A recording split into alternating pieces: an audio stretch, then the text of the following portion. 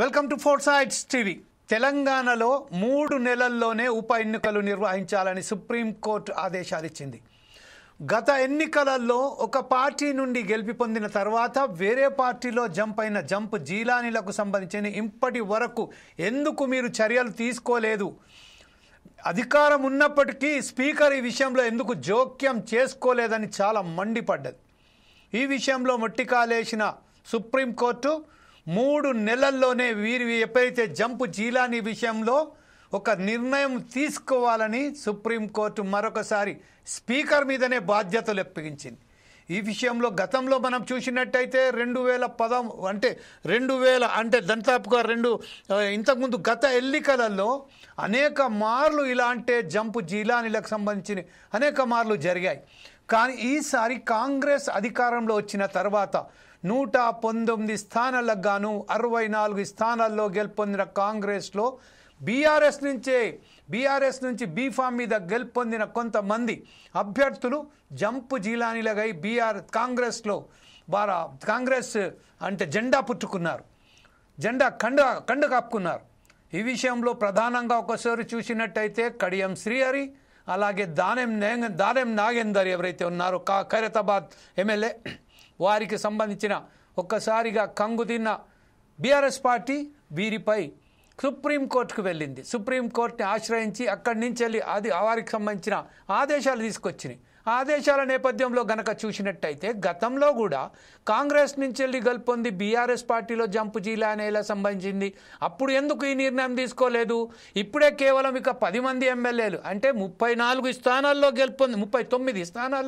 గెలుపొందిన బీఆర్ఎస్ పార్టీలో ఒక్కసారిగా 10 మంది వేరే పార్టీలో జాయిన్ అవ్వడంతో కంగుతిన్న బీఆర్ఎస్ పార్టీ, అలాగే సిపిఐ, అలాగే వేరే పార్టీకి సంబంధించి అందరూ ఒకసారి ఎప్పుడైతే కోర్టుకు వెళ్ళారో, కోర్టు ఆశ్రయించిన తర్వాత కోర్టు ఏ నిర్ణయం అయితే తీసుకున్నదో అందులో ప్రధానంగా ఒకసారి చూసినట్టయితే గతంలో స్పీకర్గా వ్యవహరించిన పోచారం శ్రీనివాస్ రెడ్డి ఈరోజు కాంగ్రెస్లో జాయిన్ అవ్వడం ఒక చర్చానీయాంశంగా మారింది. వాస్తవానికి స్పీకర్కు సంబంధించిన ఇవన్నీ తెలియదా? స్పీకరే complete superior authority in assembly. ఆ సమావేశంలో ఈరోజు ఇదే విషయంపై మనం చర్చించడానికి గతంలో ఎన్నడూ లేని విధంగా జీలానీపై ఈరోజు కోర్టుకు ఎక్కడం, కోర్టు నుంచి వెళ్ళి మొట్టకాయలు రావడం, మరి ఇప్పుడు ఆ అనర్హత వేటు వేసి 3 నెలల్లోపే ఖచ్చితంగా నిర్ణయం తీసుకోవాలని మరొకసారి స్పీకర్ మీదనే ఈ బాధ్యత పెట్టడంతో ఈ విషయంపై మనం చర్చించడానికే ప్రయత్నం చేద్దాం. ఇందులో భాగంగా ఈరోజు ఫోర్ సైడ్స్ టీవీ నిర్వహిస్తున్న ఈ కార్యక్రమంలో మనతోటి మాట్లాడడానికి టీపీసీసీ అధికార ప్రతినిధి అయినటువంటి కృష్ణారెడ్డి గారు, అలాగే బీజేపీ నాయకులైనటువంటి తల్లోజ ఆచారి గారు, అలాగే కంబోజీ వెంకటేశ్వర్లు గారు బీఆర్ఎస్ అధికార ప్రతినిధి, అలాగే ప్రొఫెసర్ అన్వర్ ఖాన్ గారు ప్రముఖ విశ్లేషకులు, అలాగే విశ్వ జంపాల హైకోర్టు సీనియర్ న్యాయవాది అయినటువంటి విశ్వ జంపాల గారు మనతోటి మాట్లాడడానికి సిద్ధంగా ఉన్నారు.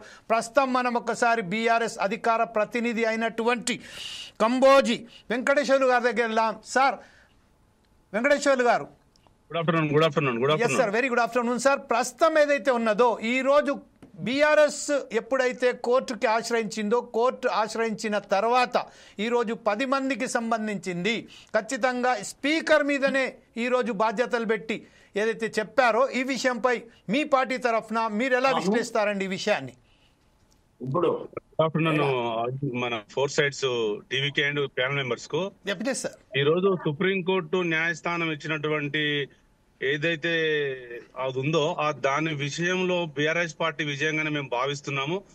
ఇలా సుప్రీంకోర్టు 10 మంది మీద వేటు వేయడానికి కారణం ఏంటంటే దాంట్లో 3 మీద రెడ్ పిటిషన్ ఉంది, 7 మీద పార్టీ ఫిరాయింపుల చట్టం మీద గౌరవ కేటీఆర్ గారు సుప్రీంకోర్టులో వేశారు. నేనేమంటున్నానంటే ఇవాళ రాజ్యాంగబద్ధంగా ఎన్నుకోబడినటువంటి ఎమ్మెల్యేలు పార్టీ ఫిరాయించిన తర్వాత సుప్రీంకోర్టు దాకా వెళ్ళిందంటే ఇంకా భారతదేశంలో న్యాయం బతికున్నదనడానికి ఇది ఒక నిదర్శనం. నేనేమంటున్నానంటే బీఆర్ఎస్ పార్టీ తరఫున ఇవాళ మీరు 1985లో రాజీవ్ గాంధీ గారు పార్టీ ఫిరాయింపు చట్టం తీసుకొచ్చిండు కాంగ్రెస్ పార్టీ. ఇవాళ గౌరవ్ ప్రసాద్ గారు స్పీకర్ గా ఉన్నారు, రేవంత్ రెడ్డి ముఖ్యమంత్రిగా ఉన్నారు. మీరు మీ కాంగ్రెస్ పార్టీ ప్రధానమంత్రి తీసుకొచ్చిన చట్టాన్ని మీరు ఉల్లంఘిస్తే రేపు రేవంత్ రెడ్డి గారు స్పీకర్ గారు సుప్రీంకోర్టు కోర్టు ఎక్కాల్సి వస్తుంది. తస్మాత్ జాగ్రత్త. అక్టోబర్ లో గానీ నవంబర్ లో గానీ ఈ 11 సీట్లకు ఎలక్షన్ వస్తుంది. జూబ్లీ హిల్స్ లో ఉప ఎన్నిక వస్తుంది. మిగతా దాంట్లో ఇప్పుడు భద్రాచలం తెల్ల వెంకటరావు కావచ్చు, తర్వాత కడియం శ్రీహరి గారు కావచ్చు, స్టేషన్ గన్పూర్ దానం నాగేందర్ కావచ్చు, రెడ్ హ్యాండెడ్ గా కండు వేసుకుంటూ దొరికారు. సుప్రీంకోర్టు లాస్ట్ మంత్ లో మాకు ఇచ్చినటువంటి కండిషన్ ఏం చెప్పిందంటే, మీరు ఇచ్చిన వీడియోలు క్లారిటీ లేవు, మీరు ఇంటర్నేషనల్ మీడియా గానీ నేషనల్ మీడియా గానీ ఏదైనా ఛానల్లో వచ్చినటువంటి క్లిప్పింగ్స్, పేపర్ యాడ్స్ అవన్నీ సబ్మిట్ చేయమంటే మేము లాస్ట్ మంత్ 16వ తారీఖు నాడు సుప్రీంకోర్టులో సబ్మిట్ చేసిన తర్వాత పూర్వపరాలు వాదోపవాదనలు విన్న తర్వాతనే ఇవాళ సుప్రీంకోర్టు మన స్పీకర్ గారికి డైరెక్షన్ ఇచ్చింది. 3 నెలల్లో వాళ్ళ మీద మీరు యాక్షన్ తీసుకోండి, బర్తరఫ్ చేయండి, వాళ్ళ ఎమ్మెల్యేల పదవికి రాజీనామాలను చేయించండి అని చెప్పారు. ఇప్పుడు ఉన్నటువంటి పరిస్థితి రేవంత్ రెడ్డి గారికి మొన్న లగచర్ల, నిన్న రుణమాఫీ, నిన్నటి దాంట్లో బీసీ కులగణన, ఇవాళ 10 మంది ఎమ్మెల్యేలది కాళ్లకు చేతులు కట్టేసి మెడకు ఉచ్చు బిగిస్తారు తెలంగాణ ప్రజలు. నేనేమంటున్నంటే బీఆర్ఎస్ పార్టీగా రేపు మీరు ఎమ్మెల్యేలతో రాజీనామా చేయించి ఆమోదం చేస్తారా, లేదా మీరు డిస్క్వాలిఫై చేసి దర్యాప్తు చేసి మళ్ళీ ఎలక్షన్ పెడతారన్నది ఇవాళ కోర్టులో మన వికారాబాదు ఎమ్మెల్యే గారైనటువంటి ప్రసాద్ గారి చేతిలోనే ఉంది. దీని డైరెక్షన్ అంతా 1985లో రాజీవ్ గాంధీ గారే ఇచ్చారు. నేనేం చెప్తున్నానంటే ఇదంతా మసిమూసి చేసి మారేడుగాయలు అమ్ముతున్నారు. ఈ 10 మంది 100% డిస్క్వాలిఫై అవుతారు, బర్తరఫ్ అవుతారు. వాళ్ళు మళ్ళీ ఎలక్షన్ వస్తే రాబోయే కాలంలో మీరు చూస్తూ ఉండండి, రాబోయే కాలంలో మేమే ఆ 11 సీట్లు గెలుస్తాం 100% ఇలా ఒక ముఖ్యమంత్రి గౌరవమైన సీట్లో ఉండి ఎలక్షన్ రాదని సుప్రీంకోర్టులో కేసు ఉన్న తర్వాత రేవంత్ రెడ్డి అనే ముఖ్యమంత్రి ఎట్టా మాట్లాడతాడు ఎలక్షన్ రాదని? అంటే మీరు కోర్టును ఉల్లంఘిస్తున్నారా? ఒకవేళ ఇవాళ స్పీకర్ గారు వాళ్ళని డిస్క్వాలిఫై చేయకుంటే రేపు పొద్దున రేవంత్ రెడ్డి గారు ఓటుకు నోటు కోసులో 100% జైలుకు పోతాడు. ఇదే A1 రేవంత్ రెడ్డి, A2 చంద్రబాబుగా ఉన్నారు. ఇదంతా ప్లాన్ చేసుకుంటున్నారు. నిన్నటికి నిన్న సుప్రీంకోర్టు గైడ్ లైన్స్ ఇచ్చిన తర్వాత మొన్ననే అక్కడ లోకల్ గా ఉన్నటువంటి కాంగ్రెస్ పార్టీ లాయర్లతో మాట్లాడుకొని రేపు టిఆర్ఎస్ కు ఫేవర్ గా వస్తుంది, మనం ఏం చేద్దామనే ప్రయత్నంలో ఆయన బొక్కబొర్ల పడ్డాడు ముఖ్యమంత్రి గారు. రాబోయే కాలంలో అక్టోబర్ నవంబర్ మాసంలో ఈ తెలంగాణలో ఉన్నటువంటి జూబ్లీస్ తో పాటు మిగతా 10 కాన్స్టిట్యున్సీలలో ఉప ఎన్నిక వస్తుంది. ఉప ఎన్నికల్లో కాంగ్రెస్ పార్టీకి బీజేపీ పార్టీకి దిర్మ తిరిగే రిజల్ట్ వస్తుంది. అది ప్రజలు గ్రహిస్తున్నారు. ఇలా రేవంత్ రెడ్డి గారు చేస్తున్న మోసాలు ఒకటికి ఒకటి కాదు, ఇచ్చిన హామీలు మొత్తం గుడిసిపోయినాయి. తర్వాత పరిస్థితి గందరగోళంగా ఉన్నది. 6 హామీలు పోయినాయి, రుణమాఫీ పోయింది, కులగణన పోయింది, లగిచర్ల పోయింది, హైడ్రా పోయింది, మూసీ పోయింది. 42% రిజర్వేషన్ మీద ఇలా నాటకాలు ఆడుతున్నాడు. కామారెడ్డి డిక్లరేషన్ ఇంప్లిమెంట్ చేయమంటే అది ఇంప్లిమెంట్ చేయట్లేదు. చేవెళ్ల డిక్లరేషన్ పోయింది, వరంగల్ డిక్లరేషన్ పోయింది. ఇవాళ ప్రతిసారి పాలమూరు రంగారెడ్డికి కానీ, హైడ్రాక్ కానీ, మూసీకి కానీ, 10 మంది ఎమ్మెల్యేలకు సంబంధించిన సుప్రీంకోర్టు కానీ భారతదేశంలో ఏ కోర్టు ఏ ముఖ్యమంత్రి ఎన్నిసార్లు అక్షంతలేసిన దాఖలాలు లేవు. రేవంత్ రెడ్డి ఒక చీటర్ రేవంత్ రెడ్డి అయింది తప్ప మిగతా వాళ్ళంతా గ్రహిస్తున్నారు ప్రజలు. రేపు రాబోయే కాలంలో ప్రజలు కర్రు కాల్చి వాత పెడతారు రేవంత్ రెడ్డికి. తస్మా జాగ్రత్త. నేను ఏమంటున్నంటే రాజ్యాంగబద్ధంగా ఈ రాష్ట్రంలో 3 ముఖ్యమైన పోస్టులు ఉంటాయి. ఒకటి స్పీకర్ గారు, 2 ముఖ్యమంత్రి గారు, 1 హైకోర్టు చీఫ్ జస్టిస్ గారు. గౌరవంగా స్పీకర్ గారు ఇమ్మీడియట్లీ వాళ్ళకు నోటీసులు ఇచ్చి వాళ్ళని డిస్క్వాలిఫై చేసిన బాధ్యత ఆయన మీద ఉంది. లేకపోతే భారతదేశంలో చట్టం నిలబడదు. చట్టం ఒకవేళ కావాలంటే 2004లో వైఎస్ రాజశేఖర రెడ్డి గారు ఇచ్చినటువంటి ఆ రోజు చేసినటువంటి తెలంగాణ మోసంలో బండారు శారారాణి గారి మీద, మాదాడు సత్యనారాయణ రెడ్డి మీద, దుగ్గ్యాల శ్రీనివాసరావు మీద, ఖమ్మంపేట లక్ష్మారెడ్డి మీద ఆ రోజున స్పీకర్ వేటు వేశారు. అదే స్థాయిలో మీరు ఇలా వేటు వేయండి. వేటు వేయకపోతే ప్రజాస్వామ్యంలో స్పీకర్ పదవి కూని అయిపోతుంది. పార్లమెంటరీ వ్యవస్థలో రేవంత్ రెడ్డి మోకాల మీద దిగే పరిస్థితి వస్తుంది. రేపు 42% ఇస్తాడా ఇయ్యడా? మొత్తం ఇవాళ భారతదేశంలో 42% ఇవ్వలేని పరిస్థితుల్లో ఆయన ఉన్నాడు. నేనేమంటున్నంటే సుప్రీంకోర్టు గైడ్ లైన్స్ కనుక ప్రభుత్వం పాటించకపోతే రేపు పొద్దున ముఖ్యమంత్రి గారు, స్పీకర్ గారు కోర్టు మెక్కెట్టాల్సి వస్తుంది. వాళ్ళు కోర్టు ధిక్కారం కేసు కింద కేసులు అవుతాయి. తస్మా జాగ్రత్త. దయచేసి బీఆర్ఎస్ పార్టీ ఏంటంటే ఇప్పటికైనా 20 నెలలు అబద్ధాలు ఆపేసి ఇప్పటికైనా గౌరవంగా స్పీకర్ గారు ప్రసాద్ గారు ఆ 10 మంది మీద అనర్హత వేటు వేయాలి, వాళ్ళని డిస్క్వాలిఫై చేయాలి, రాజ్యాంగాన్ని కాపాడాలి, ప్రజాస్వామ్యాన్ని కాపాడాలని BRS party demand. Right sir, ఇదే విషయంపై ఆ రోజు ఆచార్య గారి దగ్గరికి వెళ్దాం. ఆచార్య గారు, ప్రస్తుతం ఏదైతే స్పీకర్ పదవిలు గౌరవప్రదమైన స్పీకర్ పదవిలో ఉన్నారో పోచారం శ్రీనివాసరెడ్డి గారు కూడా ఈరోజు పార్టీ మార్చడం జరిగింది. ఒక స్పీకర్తోని ఈరోజు బీజేపీ కూడా ఒక క్వశ్చన్ ఇస్తుంది. ఈ స్పీకరు న్యాయ వ్యవస్థను ప్రజాస్వామ్యాన్ని కాపాడాలి అని చెప్తున్నారు. ఒక స్పీకర్ పదవిలో ఉండే పోచారం శ్రీనివాసరెడ్డి ఈరోజు ఖచ్చితంగా వేరే కాంగ్రెస్లో ఒక కండువా కప్పుకున్నట్టుగా ఆయన మీద అనర్హత వేటు వేయాలని చెప్పారు. అయితే ఇప్పుడు ప్రస్తుతం ఈ స్పీకర్ ఎంత గౌరవప్రదమైన పదవిలో ఉండగా కూడా ఇప్పుడు ఈ స్పీకర్ మరొకసారి నేను న్యాయ నిపుణులతో మాట్లాడతాను అని చెప్తున్నారు. ఈ విషయంలో బీజేపీ ఎలాంటి వైఖరి అవలంబించబోతుంది, బీజేపీ ఈ విషయంపై ఎలా విశ్లేషించబోతుంది సార్? సార్ మీ ఫోన్ అన్మ్యూట్ చేయండి సార్. ప్యానల్లో ఉన్నటువంటి పెద్దలకు, మీకు, ప్రేక్షకులకు నమస్కరిస్తూ, నిన్న సుప్రీంకోర్టు ఇచ్చినటువంటి తీర్పు పార్టీలు మారేటువంటి వ్యక్తులకు ఒక చెంపపెట్టుగా మనం భావించాలి. అది ఈ పార్టీ ఆ పార్టీ అనేటువంటిది కాదు. ఎవరైతే ప్రజలు ఇచ్చినటువంటి మ్యాండేట్ని, తీర్పుని తుంగలో దొక్కి వాటిని అపహాస్యం చేసి తమ స్వార్థ ప్రయోజనాల కొరకు ఏదైతే తప్పుడు మాటలు చెప్పి నియోజకవర్గ అభివృద్ధి కొరకే పార్టీ మారుతుందని చెప్పి తప్పుడు మాటలు మాట్లాడి తమ పబ్బం గడుపుకుంటున్నటువంటి ఈ ఫిరాయింపుదారులకు బుద్ధి చెప్పేటువంటి తీర్పు రావడం జరిగింది. దీన్ని ఇవాళ దేశం మొత్తం మీద కాంగ్రెస్ పార్టీ భావి ప్రధాని అని భావిస్తున్నటువంటి కాంగ్రెస్ పార్టీ నాయకుడు రాహుల్ గాంధీ గారు తన చేత రాజ్యాంగాన్ని బుక్కుని పట్టుకొని దేశమంతా తిరుగుతున్నప్పుడు ఇలా రాజ్యాంగ పరిరక్షణ జరగాల్సినటువంటి అవసరం ఉంది. రాజ్యాంగాన్ని, సుప్రీంకోర్టు తీర్పుని అమలు పరిచే అవకాశం ఆ రాహుల్ గాంధీ గారికి ఇవాళ తన చేతిలో ఉంది. ఇవాళ బీఆర్ఎస్ మిత్రుడు వెంకటేశ్వర్లు చాలా విషయాలు చెప్పాడు. నేను బీఆర్ఎస్ని వ్యక్తిగతంగా అనడమో లేకపోతే తర్కవాదం చేయడమో కాదు. ఇవాళ అనేక లోపభూయిష్టమైనటువంటి నిర్ణయాల వల్ల ప్రజలకు అసహించుకుంటున్నటువంటి సందర్భాన ఇవాళ ఏదైతే సుప్రీంకోర్టు ఇచ్చిన తీర్పుని అన్ని పార్టీలు కూడా గమనించాల్సిన అవసరం ఉంది. ఇవాళ కాన్స్టిట్యూషన్ ని గౌరవిస్తున్నటువంటి రాహుల్ గాంధీ గౌరవించే అవకాశం ఆయనకు వచ్చింది. వేరే పార్టీల వాళ్ళు మనకెందుకు, మన పార్టీల వాళ్ళనే మనం అధికారంలోకి ప్రజలు అవకాశం ఇచ్చిర్రు.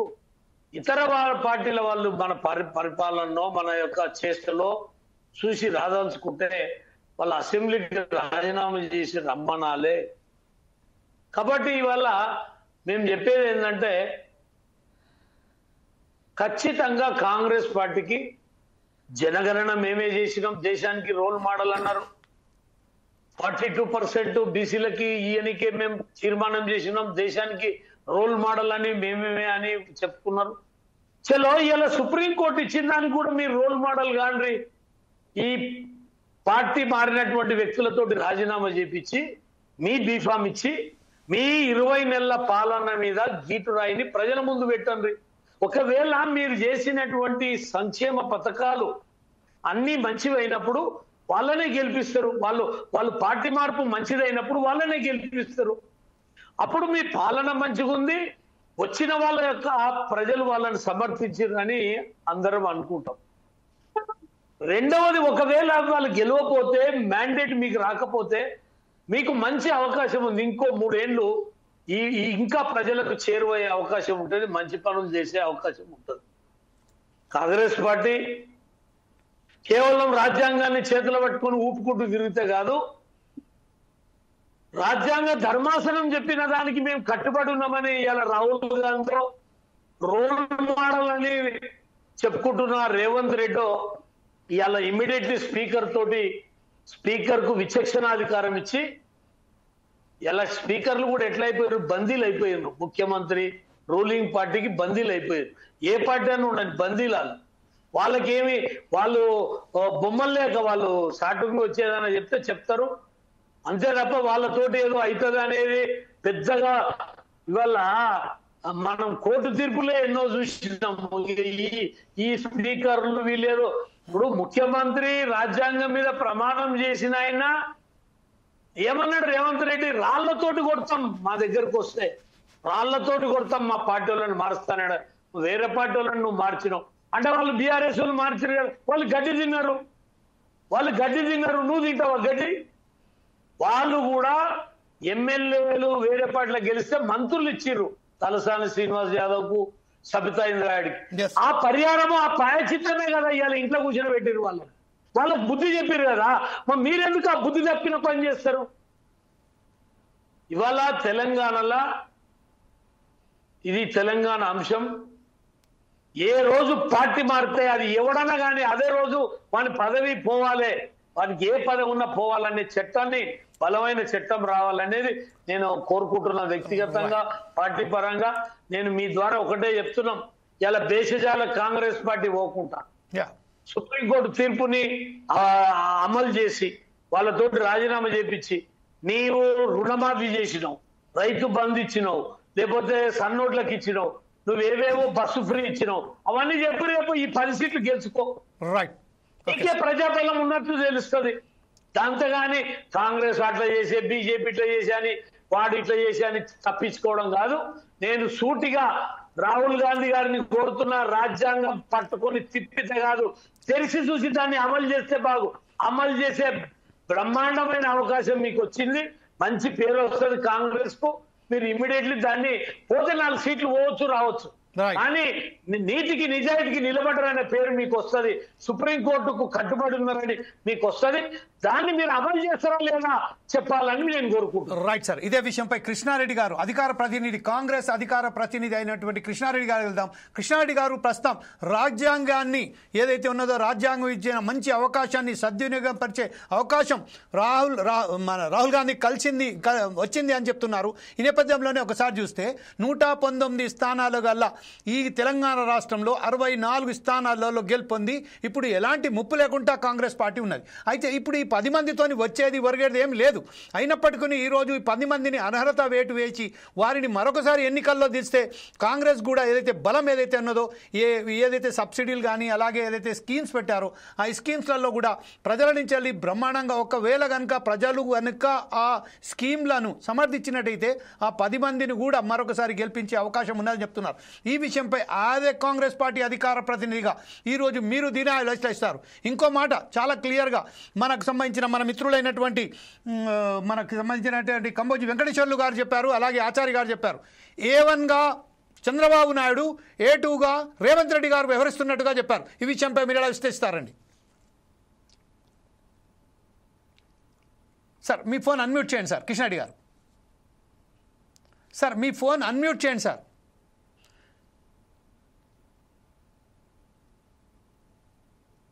కృష్ణారెడ్డి గారు మాట్లాడండి సార్, అన్మ్యూట్ చేసి మాట్లాడండి సార్.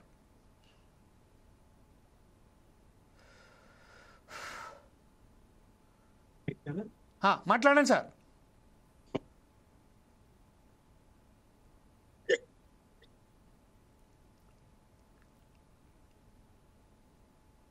మీ వాయిస్ రావట్లేదండి.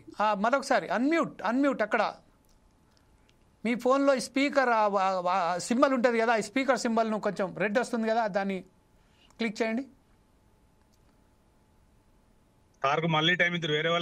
ఎనీవే సార్, కృష్ణారెడ్డి గారు మరొకసారి మీ వద్దకు వస్తానండి. ప్రొఫెసర్ అన్వర్ ఖాన్ విశ్లేషకులు ఉన్నారు. అన్వర్ ఖాన్ గారు, ఇప్పుడు ప్రస్తుత పరిస్థితుల్లో ఈ స్పీకర్ పదవి మీద ప్రశ్నార్థకంగా మారింది.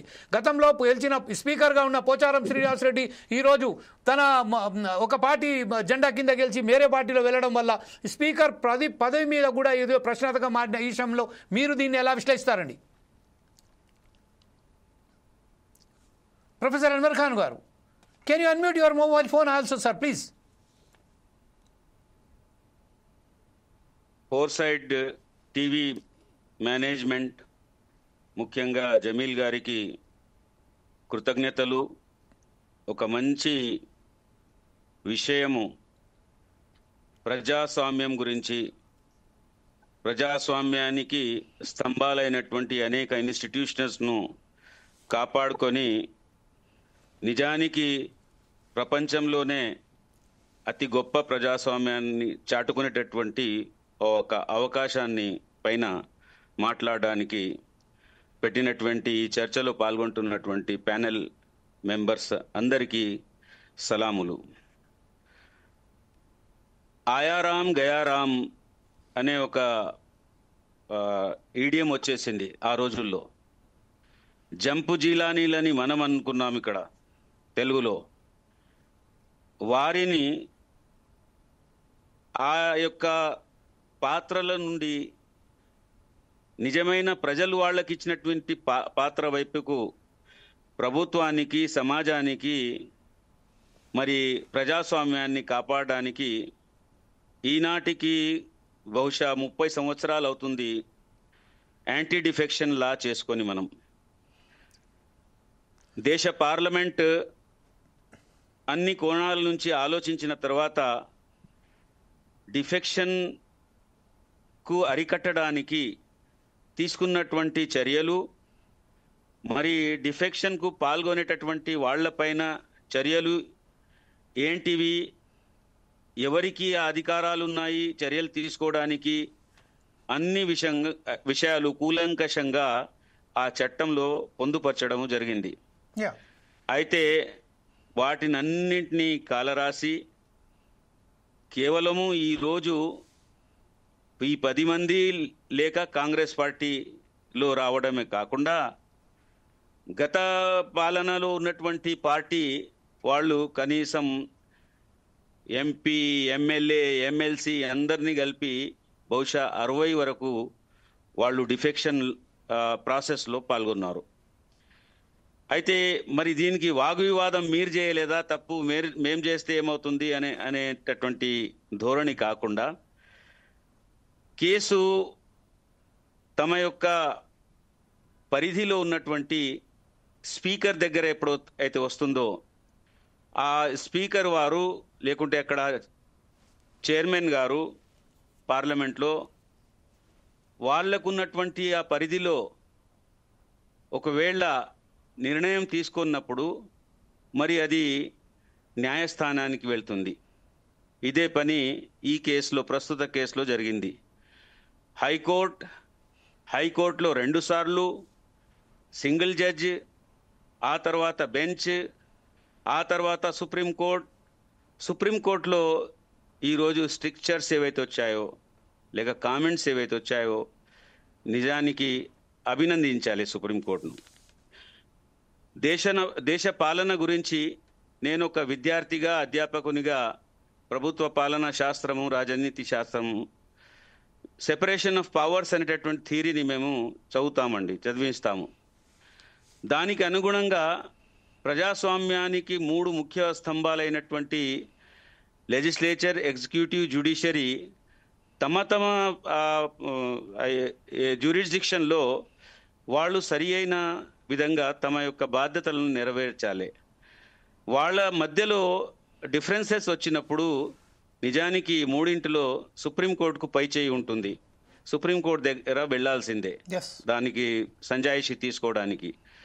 మరి గత 30 సంవత్సరాల్లో జరిగినటువంటి విషయాల్లో సాధారణంగా లెజిస్లేచర్స్ తమ బాధ్యతను ఎక్కడో కొంచెం పొలిటిసైజ్ చేస్తున్నట్టు కనిపిస్తున్నది.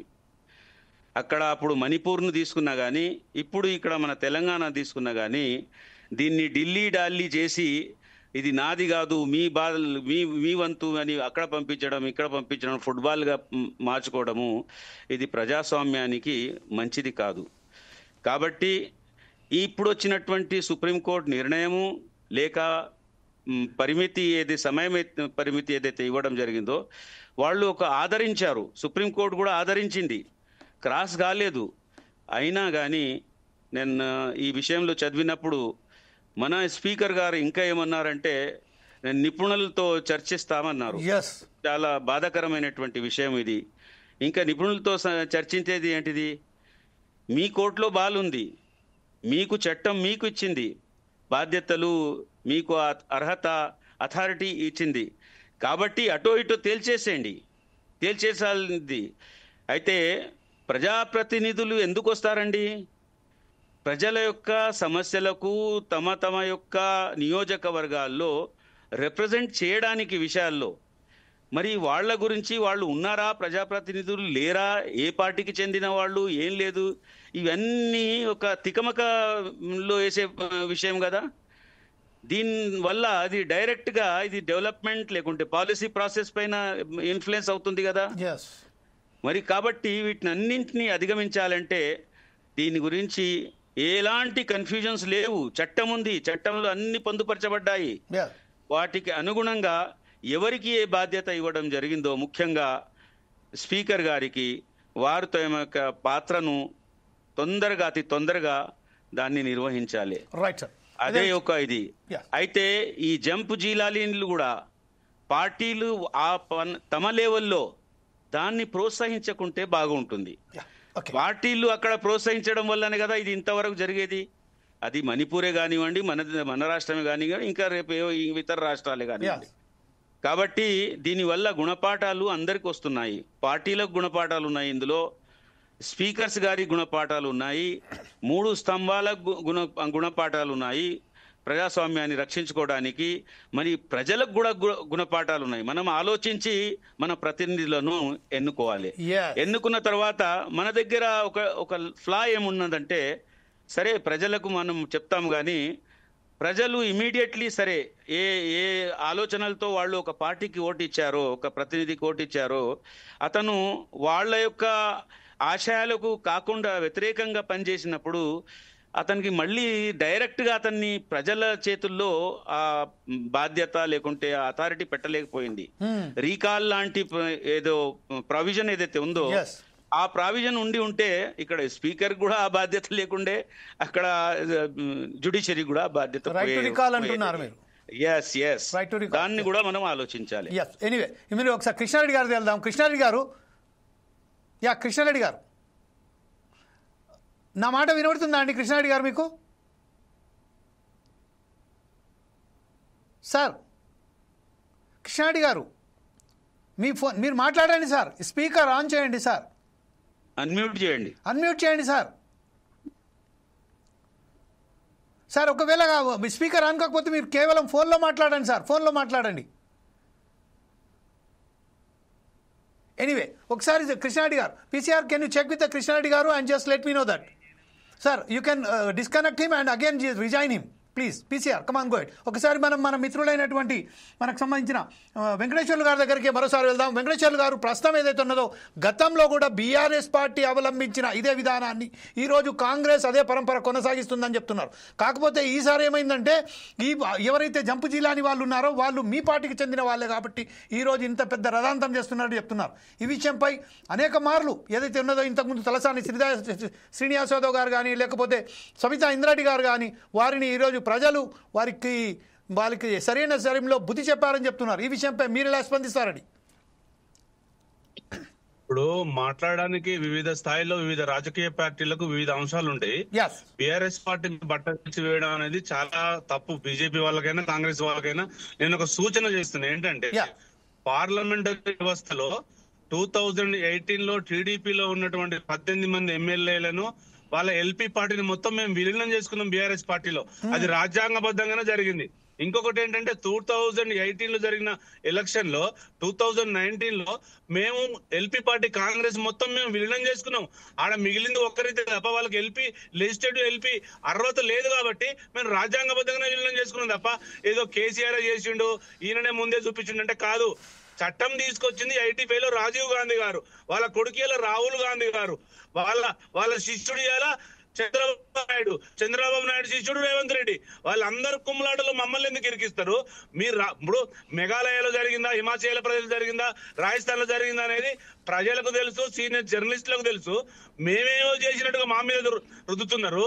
ఇది చేసిందంతా వైఎస్ రాజశేఖర రెడ్డి చేసిండు, చంద్రబాబు చేసిండు. వేరే రాష్ట్రాలలో గోవాలో గాని మొన్నటికి మొన్న ముంబైలో గాని పార్టీలను ఆగం చేసి గవర్నమెంట్ చేసింది బీజేపీ. నేను వాడి తెరువు వెళ్ళడం లేదు. నేను ఏమంటానంటే గౌరవప్రదమైన సీటుకు పాత గదా గౌరవప్రదమైన రాజ్యాంగబద్ధమైన సీటుకు మీరు వన్నెదెత్తారా, చెడు చేస్తారా, అది ఆలోచన చేసుకోవాలి. ఇవాళ బీఆర్ఎస్ పార్టీ 2014 చేసింది, 2018 చేసిందంటే 100% మేము చేసినాం. రాజ్యాంగానికి సుప్రీంకోర్టు గైడ్ లైన్స్ పాటిస్తూ మేము ఎల్పీలను విలీనం చేసుకున్నాం తప్ప పార్టీలు మారమని మేము చెప్పలేదు. మేము ఇప్పుడు మేము కూడా చెప్తున్నాం, మీకు దమ్ము ధైర్యం ఉంటే మీరు గేట్లు ఓపెన్ చేస్తామని చెప్పిండు రేవంత్ రెడ్డి. ఇలా నువ్వు గోడలకి కూడా కాదు, అబద్ధాలు చెప్పుడు కాదు, నీకు దమ్ము ఉంటే మళ్ళీ గేట్లు తెరువు, ఎవడొస్తాడో ఎవడు పోతాడో చూస్తాడు. ఇలా దానము నాగేందర్ రెడ్ హ్యాండెడ్ గా ఖైరదాబాద్ లో ఉన్నటువంటి కారు గుర్తు మీద ఎమ్మెల్యే గెలిచి ఇలా సికింద్రాబాద్ లో చేయి గుర్తు మీద గెలిచిండు. అంటే ప్రజాస్వామ్యాన్ని ఈ దొంగలు ప్రజాస్వామ్యాన్ని కూని చేస్తున్నారు అంటారు. నేను ఏ పార్టీ అయినా, ఇంక్లూడింగ్ బీఆర్ఎస్ పార్టీ కావచ్చు, కాంగ్రెస్ కావచ్చు, బీజేపీ కావచ్చు, మీరు గెలిచిన ఎమ్మెల్యేలు ఎవరైనా ప్రజలు ఇచ్చిన మ్యాండేటరీని గౌరవించకుండా మీ స్వలాభాల కోసం పార్లమెంటరీ ప్రజాధనాన్ని వేరే చేసేయకండి, పార్లమెంటరీ వ్యవస్థను చిన్నాభిన్నం చేయకుండా ఉండాలి. ఇవాళ రేవంత్ రెడ్డి గారికి నేను ఒకటే మాట చెప్తున్నా, ఇప్పటి వరకు 20 నెలలు మీరు తప్పు చేశారు. ఇప్పటికైనా మీరు ప్రజలను క్షమాపణ చెప్పి ఈ 10 మందిని బర్తరఫ్ చేసి డిస్క్వాలిఫై చేయండి. స్పీకర్ గారు, నేను బీఆర్ఎస్ పార్టీ చేసింది, కాంగ్రెస్ చేసింది, బీజేపీ పార్టీ చేసింది నేను చెప్పడం లేదు, నేను దాని తెరువు వెళ్ళడం లేదు. కానీ ఈ రోజు ఉన్నటువంటి ఇవాళ దేశంలో సుప్రీంకోర్టు న్యాయస్థానం ఏం చెప్పిందో ఆ గైడ్ లైన్స్ 30 రోజుల్లో మీరు పాటించండి. ఒకవేళ మీరు పాటించకపోతే వాళ్ళకు సమాధానం జారీ చేయండి, మీరు రాజీనామా చేయండి, నేను ఆమోదిస్తాను. స్పీకర్ గారు సింపుల్ ఫార్మేట్ లో రాజీనామా చేసేసి వాళ్ళని రాజీనామా బర్తరఫ్ చేయొచ్చు. బర్తరఫ్ ఇష్టం లేకపోతే వాళ్ళ రాజీనామాలను ఈయన ఆమోదింపజేయొచ్చు. అది పార్లమెంటరీ పార్టీకి. ఇలా రేవంత్ రెడ్డి గారు ప్రమాణం చేసిండు, రాజ్యాంగాన్ని కాపాడుతా, చట్టాన్ని కాపాడుతా అని ప్రమాణం చేసి రాజ్యాంగాన్ని, చట్టాన్ని దొంగలో తొక్కుతున్నాడు రేవంత్ రెడ్డి గారు. నేను అది చెప్తున్నా. ఇవాళ బీజేపీ, బీఆర్ఎస్, కాంగ్రెస్ పక్కన పెడితే సుప్రీంకోర్టు గైడ్ లైన్స్ మాట్లాడదాం. మనం ఏం చేసి చర్చ ఏం పెట్టుకున్నాం, ప్రజలకు మంచి చర్చ ఇస్తున్నాం. ఆ చర్చకు మంచి మెసేజ్ వెళ్ళాలి, ప్రజలకు న్యాయం జరగాలి తప్ప పార్లమెంటరీ వ్యవస్థను రద్దు చేయొద్దు. సుప్రీంకోర్టు ఇచ్చిన గైడ్ లైన్స్ ను 90 రోజుల్లో మీరు డిస్క్వాలిఫై చేసి బర్తరఫ్ చేసి ఎలక్షన్ పెట్టడం అనేది ధర్మం, న్యాయం. రేపు ఒకవేళ కాకపోతే స్పీకర్ గారు, రేవంత్ రెడ్డి గారు సుప్రీంకోర్టులో ఉన్నటువంటి మెట్లు ఎక్కాలి, వాళ్ళని అక్షంతలు ఎత్తది, కోర్టు రికాల్ చేస్తుంది. అవన్నీ చూసుకోవాలి. బీఆర్ఎస్ పార్టీ తప్పు చేసింది. నేను అంతకుముందు చెప్పాను, 2004లో మా కారు గుర్తు మీద గెలిచినటువంటి వరంగల్ జిల్లా సంబంధించిన 4 ఎమ్మెల్యేల మీద డిస్క్వాలిఫై చేశారు. ఆ గవర్నమెంట్ చేసింది, వైఎస్ రాజశేఖర్ గారు చేపించారు. అట్లా మరి ఇప్పుడు చేయండి. ఇంకోటి ఏంటంటే, భారతదేశంలో 140 కోట్లకు ప్రధానమంత్రి హోదా ఉన్నటువంటి రాజీవ్ గాంధీ గారు 1985లోనే పార్టీ ఫిరాయింపుల చట్టాన్ని తీసుకొచ్చిండు. అదే రాజ్యాంగాన్ని బుక్కును పట్టుకొని రాహుల్ గాంధీ గారు ప్రతిసారి తిరుగుతుంది కదా, అదే చెప్తున్నా నేను. మీరు ఇంప్లిమెంట్ చేయండి. గౌరవ ఆచార్య గారు చెప్పినట్టు దాన్ని పట్టుకొని తిరిగినట్టుగా దాన్ని ఓపెన్ చేసి పార్లమెంటరీ వ్యవస్థను, న్యాయ సలహాలను పాటించి బర్తరఫ్ చేయమని చెప్తుంది బీఆర్ఎస్ పార్టీ. ఒకవేళ చేసుకోకపోతే మీరేమైనా తప్పు చేస్తే ప్రజలు క్షమించారు మిమ్మల్ని, చట్టాలు క్షమించారు మిమ్మల్ని, సుప్రీంకోర్టు క్షమించారు మిమ్మల్ని. అది మా బీఆర్ఎస్ పార్టీ చెప్తుంది తప్ప మేము ఎవరి మీద ఎలక్షన్ చేయట్లేదు. మేము ప్రజా పోరాటం చేస్తాం, ప్రజా పోరాటాలు, ప్రజా ఉద్యమాలు సృష్టిస్తాం. రాబోయే కాలంలో ఈ కాంగ్రెస్ పార్టీకి తగిన టైంలో గుణపాఠం చెప్తాం. రైట్ సార్, ఇదే విషయం కృష్ణారెడ్డి గారు మీ వాయిస్ కరెక్ట్ అయిపోయిందా సార్? ఒకసారి మాట్లాడండి. ఇప్పుడు ప్రస్తుతం ఏదైతే ఉన్నదో 2 ఛాన్సెస్ సార్. ఇప్పుడు మీకు ఫస్ట్ ఆఫ్ ఆల్ ఏంటంటే, ఈ రోజు ప్రస్తుతం ఏదైతే సుప్రీంకోర్టు చెప్పిందో operation success but patient died అని చెప్పి మొట్టకాయలు వేసినట్టుగా చెప్పింది. ఖచ్చితంగా సుప్రీంకోర్టు సంబంధించిన ఆదేశాల మేరకు 3 నెలల్లోనే ఈరోజు ఎన్నికలు నిర్వహించవలసి ఉన్నది. ఎన్నికలు కాదు, స్పీకర్ గారు ఒక నిర్ణయం తీసుకోవాల్సి ఉన్నది. ఆ నిర్ణయం పట్ల ప్రధానంగా ఈరోజు సుప్రీం మరొకసారి ఎవరైతే స్పీకర్ ఉన్నారో వారు ఏం చెప్పారంటే, మరొకసారి న్యాయ నిపుణులతో మాట్లాడతా అని చెప్పారు. దీంట్లో అంతరం ఏమిటండి? న్యాయ నిపుణుల మీద ఎందుకు ఆధారపడవలసి వచ్చింది? Supreme court is one of the supreme to us. So he has given a direction to go head with your own format. So why is looking for the another law experts opinion on it? ఈ విషయంలో మీరేమంటారండి? Speaker కు ఆయనకుండేది, ఆయన పరిమితి, ఆయనకుండే వెసులుబాటు అవన్నీ ఉంటాయి. ఆచార్య గారు just 1 minute మరొకసారి మీ వద్దకు వస్తానండి. కాకపోతే ఇప్పుడు కృష్ణారెడ్డి గారు సమయం ఉన్నది కాబట్టి కృష్ణారెడ్డి గారితో మాట్లాడిన తర్వాత మీ దగ్గర వస్తాను. చెప్పండి సార్. సుప్రీంకోర్టు ఇచ్చిన గైడ్ లైన్స్ కానీ ఇప్పుడు ఆ తీర్పు కానీ అందరూ దాన్ని ఆమోదించాల్సిందే, అందులో ఏమాత్రం లేదు. కానీ ఇప్పుడు ఏదో గొంతు దించుకొని మన మిత్రుడు సోదరుడు వెంకటేశ్వర్లు గారు చెప్తున్నారు కదా, ఆ బీఆర్ఎస్ పార్టీకి అయితే దీని మీద మాట్లాడే అర్హత లేదు. 18 మంది ఎమ్మెల్యేలను అన్ని పార్టీలను శ్రీనివాస యాదవ్కి అయితే ఇప్పుడు మన ఆచార్య గారు చెప్పినట్టు ఎమ్మెల్యేగా ఉండగానే తెలుగుదేశం ఎమ్మెల్యేగా ఉండగానే మంత్రి ఇచ్చినోడు మన కేసీఆర్ పార్టీ కానీ కేసీఆర్ కానీ వాళ్ళకు దీని మీద మాట్లాడే అర్హత అయితే లేదు. ఒకటి గుర్తుపెట్టుకోండి, ఇది అందరం స్వాగతించాల్సిందే. స్పీకర్ సరి అయిన నిర్ణయం తీసుకోవాలి, 3 నెలల నిర్ణయం తీసుకోవాలని చెప్పిండ్రు తప్ప ఇదే నిర్ణయం తీసుకోవాలని చెప్పలే. 3 నెలలలో డిసిషన్ తీసుకోమన్నా ఆ డిసిషన్ కోసం వెయిట్ చేద్దాం. ఒకవేళ తప్పుడు నిర్ణయం తీసుకుంటే అప్పుడు మనం మాట్లాడదాం. కానీ బీఆర్ఎస్ నాయకుడు ఏదో గొంతు చించుకొని మాట్లాడే అర్హత మాత్రం వాళ్ళకు లేదు.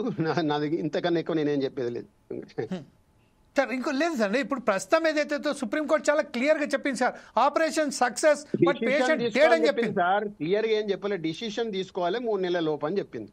అవును సార్, అదే విషయంలో విజ్ఞతకు వదిలేద్దాం, స్పీకర్ గారి విజ్ఞతకు వదిలేద్దాం, చూద్దాం, అప్పుడు మళ్ళీ మాట్లాడదాం. కానీ వాస్తవానికి చూసినట్టయితే ఒకసారి కాంగ్రెస్ పార్టీలో వచ్చిన తర్వాత కూడా మరొకసారి ఈ జంప్ జైలానికి సంబంధించిన ఎవరైతే ఎమ్మెల్యేస్ ఉన్నారో మరొకసారి బీఆర్ఎస్ వైపు కూడా మొగ్గు చూపినట్టు చెప్తున్నారు. అంటే ఇప్పుడు కేవలం ఒక మన దారం నాగేందర్ గారు కానీ లేకపోతే మనకు సంబంధించిన మన మిత్రులైనటువంటి ఎవరు కడియం శ్రీహరి గారు కానీ, నేను కాంగ్రెస్ పార్టీ కాదు, నేను వ్యక్తిగతంగా చెప్తా.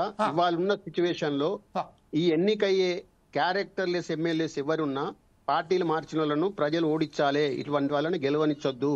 పార్టీలు కూడా ఆలోచించాలి. ఇవాళ ఉన్న అన్ని పార్టీలు ఇవన్నీ కూడా ఒక వేశ్య వాటికలు, వీళ్ళందరూ వేశ్యలు. ఈ క్యాంపు నుంచి ఆ క్యాంపుకు, ఆ క్యాంపు నుంచి ఈ క్యాంపు, ఎవడైనా కానీ నేను వ్యక్తిగతంగా చెప్తున్నా, కాంగ్రెస్ పార్టీగా కాదు. పార్టీలు మారే ఏ కొడుకునైనా ప్రజలు గెలిపించద్దు. ఇది మంచి సాంప్రదాయం కాదు. ఏ పార్టీనా తీసుకునేటోళ్ళకు కూడా ఉండాలి. పార్టీ అధినేతలు సిగ్గుజడి అటువంటి వ్యక్తులను తీసుకుంటున్నారు. అది తప్పే, చేరడంలో చేరే వాళ్ళ తప్పే. వీళ్ళందరినీ చేసినా కూడా ప్రజలకు ఒక అవకాశం ఉంది. ఇటువంటి విధవలను గెలిపించకుండా ప్రయత్నం చేయాలి. అటు ఆ చైతన్యం ప్రజలకు రావాలని కోరుకుందాం.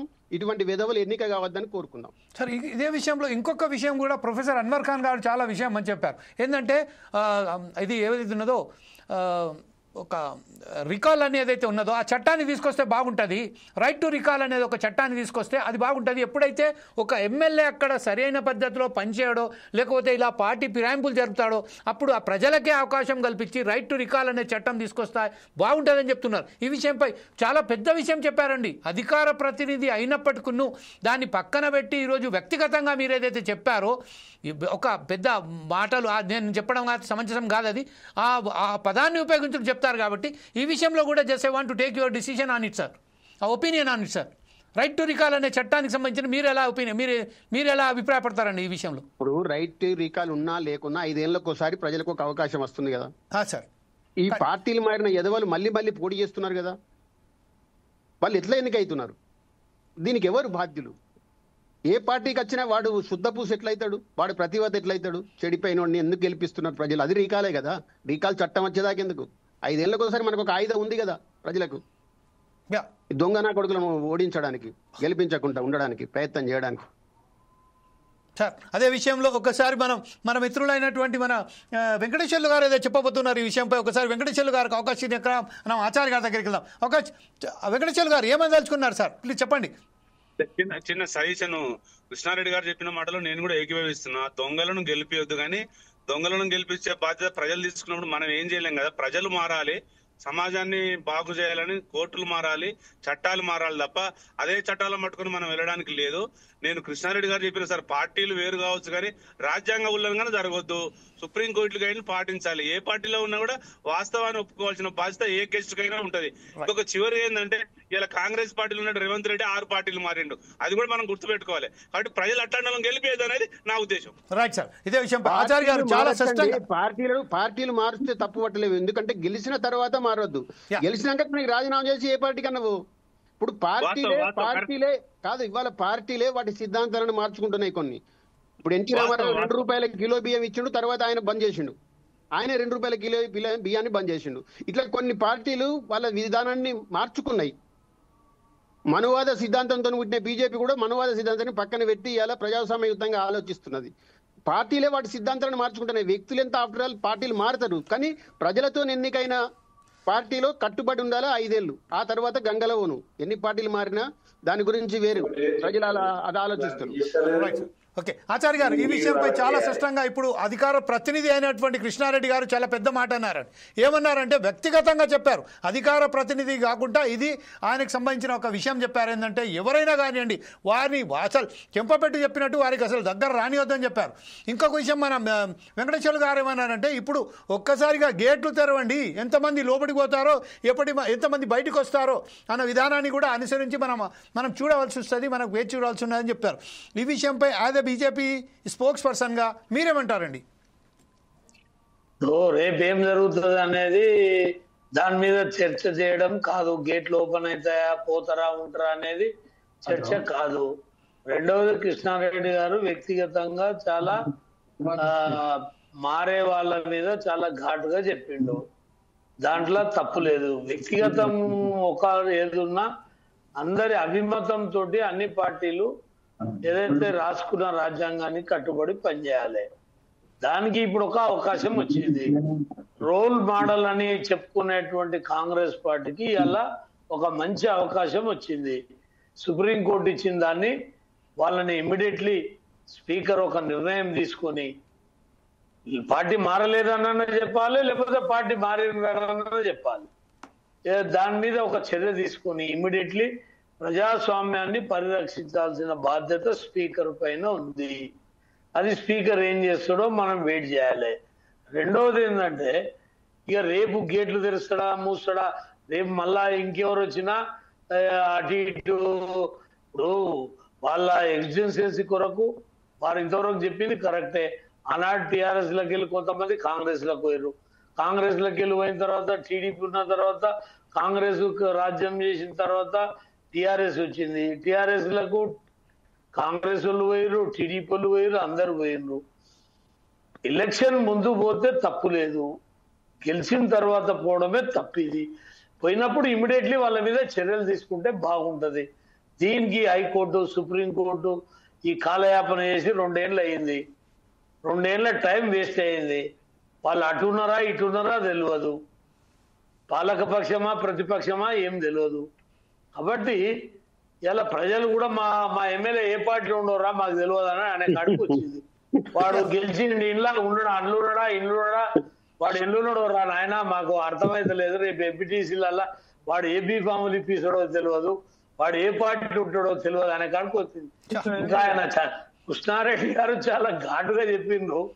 అసలు ఈ పార్టీ మారే దొంగలు వీళ్ళంతా కూడా దొంగలే.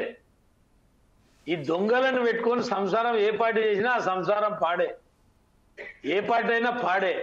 అది ఈ దాన్ని మనం ఏదో మనం పార్టీలను సేవ్ చేసుకోవద్దు. మన పార్టీ వాళ్ళు తప్పు చేసినా వాళ్ళకి బుద్ధి కలగాలి ఈ తీర్పులతోటి. నేను కూడా మీకు మీ ద్వారా కోరేది ఒకటి, ప్రజలు కూడా ఆలోచన చేయాలి. ప్రజలు కూడా ఆలోచన చేయాలి. వాళ్ళది ఏముంటది పాపం, వాళ్ళ ఒక పార్టీని నచ్చి ఓటు వేసింటారు. వాడు తెల్లారే పైసలకు, మూటలకు, భూములకు, దానికో దీనికో మారినాక ప్రజల చేతులు ఇంకేముంది? అది స్పీకర్ చేతులు ఉంటది. మా స్పీకర్ చేతులు ఎత్తేస్తే ప్రజలు ఏం చేస్తారు? ప్రజలు చేతులకి వెళ్ళి దాటిపోయింది, స్పీకర్ చేతిలో పడ్డది. స్పీకర్ చేతులు సరిగ్గా చేయనందుకే హైకోర్టు పోయింది. వాళ్ళు చక్కగా చెప్పపోయేది, ఆ గోడ మీద పిల్లి లేక చెప్పిరి. వాళ్ళు మళ్ళీ సుప్రీంకోర్టుకు పోయిరి. వాళ్ళు కూడా మళ్ళీ ఈ కింద ఆయన చేతుల్లో పెట్టిర్రు. 3 నెలలు నీకు టైం ఇస్తున్నాం చూసుకోవాలి.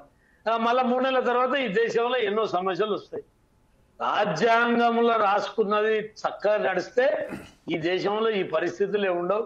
ఈ ఎస్సీ ఎస్టీ బీసీల పరిస్థితులు ఇట్లుండవు, ఈ స్కూళ్ళు ఇట్లుండవు, ఈ ప్రభుత్వాలు ఇట్లా ఉండవు. ఏంటంటే చట్టాలు ఒకటి తయారు చేస్తారు, ఇవాళ వాళ్ళు ఎట్లా దోపిడీ చేయాలని చట్టాలు చేస్తారు తప్ప వాస్తవమైన విద్య ఏదైతే మెడికల్ ఎడ్యుకేషన్ దీని మీద సరైన దృష్టి పెట్టే ప్రభుత్వాలు ఏం లేవు.